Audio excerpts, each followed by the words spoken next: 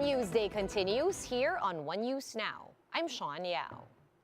COVID-19 infections in the country continue to decline with 7,600 new cases today. The Health Department also reported 160,200 active cases and a total caseload at 3.57 million. 43 people died of the virus overnight, pushing the death toll to almost 54,100. 26 of these deaths occurred in January, while the rest are backlogs. Total recoveries now stand at 3.36 million after 23,300 new survivors in the past 24 hours. The positivity rate has slightly dipped to 24.8%. This is out of the 40,000 tests included in today's bulletin. In other news, the Senate Blue Ribbon Committee recommends the filing of charges against President Duterte for appointing questionable officials who are now involved in anomalous pandemic deals. Mayan Los Baños with the rest of that story. Sa kanya mga ginawa na pagtatanggol, pagbubuska at pagtatago, I'm sorry, the President must be held accountable.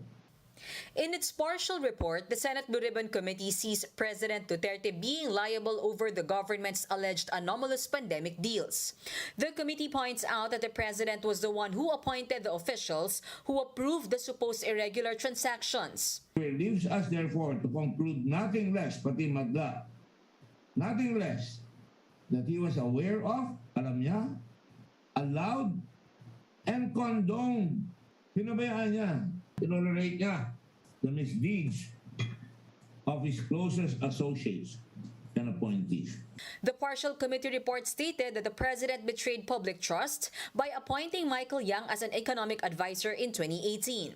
The President also supposedly discredited the Senate and the Commission on Audit, which are investigating the issue. Senators added that President Duterte abused his power when he prevented cabinet officials from attending the Blue Ribbon hearings. Talagang napakasakit. He repeatedly and publicly defended and protected those closest to him, who had been found to have dipped their fingers into the coffers of the nation at a time when our people were suffering and still are. Gordon said that among the charges that could be filed against the President are inciting to sedition, negligence of duty, and grave threats over his warnings to the senators. Huwag kayong pumunta dyan. Huwag kayong maniwala dyan. That is inciting to sedition. Inexcusable negligence of duty.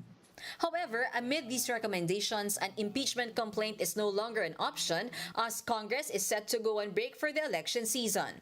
Reporting for News 5, Mayan Los Baños, we are One News. Meanwhile, House Committee on Good Government Chairman Mike Aglipay is opposing the recommendation of the Blue Ribbon panel, saying that the report lacked evidence. Aglipay said that Chinese businessman Michael Yang is not liable in the Farmally case since he's only a financier of the transaction.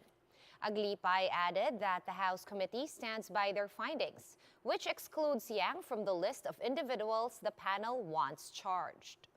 The House panel recommended the filing of syndicated estafa charges only against the executives of Farmally. The Environment Department reminds hospitals and other medical facilities to properly dispose of their waste. This is after 7 children contracted COVID-19 after exposure to toxic medical waste in Virac, Catanduanes. The DENR says any facility with lapses in managing their toxic waste will face charges and penalties. Obligasyon ng mga hospitals na talagang i-implement nila ang pagmamanage ng kanilang waste kasi alam naman natin na mga hazardous ito and vulnerable ang mga community kung ito ay basta-basta na lang na mismanage ang pag-collect itong mga waste. Let's now take a quick look at today's other top stories. The national government's outstanding debt has hit 11.7 trillion pesos in 2021, almost 20% higher year on year. This brings the debt to GDP ratio to 60%, which the Bureau of Treasury says is still within the acceptable threshold. And the COMELEC has turned over the source codes of the automated election system to the BSP or Bangko Sentral. The codes, which are now in a secure vault, contain human-readable instructions that dictate how the systems will operate. And Octa has observed downward COVID-19 trends in the cities of Bacolod, Cebu, Iloilo, Lapu-Lapu, Mandaue, Ormoc, and Tacloban. However, the research group noted that there are still areas in the Visayas which remain under very high-risk COVID category. For more updates, visit News 5, The Philippine Star, and Business World online. Visit our website, onenews.ph, for more in-depth analysis. You can also catch One News on the Signal Play app. Register for a free account at www.signalplay.com and stream One News live anytime, anywhere. Masks on, wash hands, and stay safe, Philippines.